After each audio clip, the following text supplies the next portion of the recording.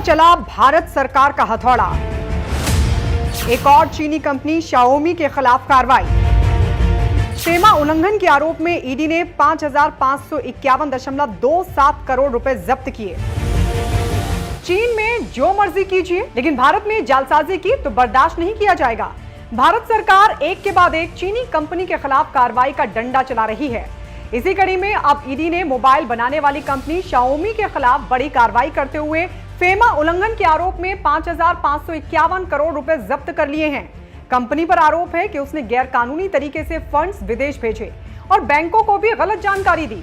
Xiaomi के खिलाफ इस बड़े एक्शन के बारे में ईडी ने ट्वीट कर जानकारी दी और बताया कि ईडी ने कंपनी द्वारा अवैध तरीके से रकम भेजने के मामले में विदेशी मुद्रा प्रबंधन अधिनियम 1999 के प्रावधानों के तहत बैंक खातों में पड़े measures Xiaomi technology India private limited के 5,551.27 करोड़ रुपए जब्त कर लिए हैं। ईडी के मुताबिक चीनी कंपनी पर फरवरी में गैरकानूनी रूप से फंड्स को विदेश भेजने का आरोप लगा था, जिसके बाद से ही कंपनी ईडी के रडार पर थी। आरोप की जांच पड़ताल की गई तो कुछ ऐसे दस्तावेज और डेटा हाथ लगे जिससे पता चला कि चीनी कंपनी बड़ी जालसाजी कर रही थी, जिसके बाद ईडी ने फॉरेन एक्सचेंज मैनेजमेंट एक्ट यानी फेमा की धाराओं के तहत ये कार्रवाई की है। ईडी की माने तो कंपनी ने शाओमी ग्रुप की ही अलग अलग कंपनियों के बीच बड़े पैमाने पर दस्तावेजी जालसाजी कर रॉयल्टी की आड़ में मोटी रकम विदेश भेजी, जो फेमा के सेक्शन 4 का उल्लंघन है। इतना ही नहीं, कंपनी ने विदेशों में ये रकम भेजते समय बैंकों को भी गलत जानकारी देकर गुमराह किया। इससे पहले प्रवर्तन निदेशालय ने इसी महीने की शुरुआत में शाओमी ग्रुप के global vice president Manu Kumar Jain से कंपनी के बेंगलुरु रीजनल ऑफिस में भी पूछताछ की थी। आइए अब आपको बताते हैं कि इन आरोपों पर शाओमी ने क्या सफाई दी।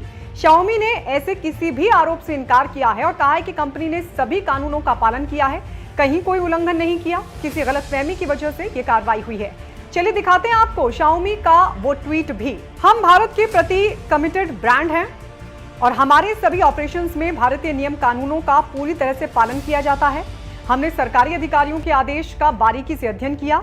हमें विश्वास है कि हमारे सभी रॉयल्टी पेमेंट्स और बैंक को दिए स्टेटमेंट पूरी तरह सच्चे और कानूनी तौर पर सही हैं। शाओमी इंडिया ने ये रॉयल्टी पेमेंट्स हमारे प्रोडक्ट्स के भारतीय वर्जन में इस्तेमाल की गई इन लाइसेंस टेक्नोलॉजीज और आईपीस के लिए किए गए हैं। शाओमी इंडिया द्वारा इन रॉयल्टी पेमेंट्स का भुगतान किया जाना एक वैध कमर्शियल अरेंजमेंट है। बहरहाल हम किसी भी गलतफहमी को दूर करने के लिए सरकारी अधिकारियों के साथ पूरा सहयोग करने के लिए प्रतिबद्ध हैं। आइए आपको बताते हैं कि ये पूरी धांधली कब और किस तरह की जा रही थी। ईडी के हाथ जो जानकारी लगी है उसके मुताबिक शाओमी ने भारत में अपना कामकाज 2014 में शुरू किया था और फिर इसके अगले साल से फंड्स विदेश भेजने शुरू कर दिए थे। कंपनी ने रॉयल्टी देने की आड़ में 5,551.27 करोड़ रुपए के बराबर विदेशी मुद्रा विदेश में 3 कंपनियों को भेजी, जिसमें एक शाओमी ग्रुप की ही कंपनी है।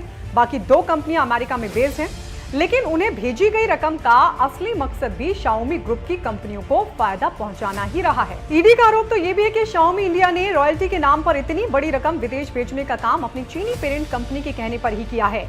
ईडी के मुताबिक शाओमी इंडिया भारत में मौजूद मैन्युफैक्चरर्स से पूरी तरह बने हुए मोबाइल सेट्स और दूसरे प्रोडक्ट खरीदती है, लेकिन जिन 3 विदेशी कंपनियों को इतनी भारी भरकम रकम का भुगतान किया गया है, उनसे कंपनी ने कोई सर्विस नहीं ली है।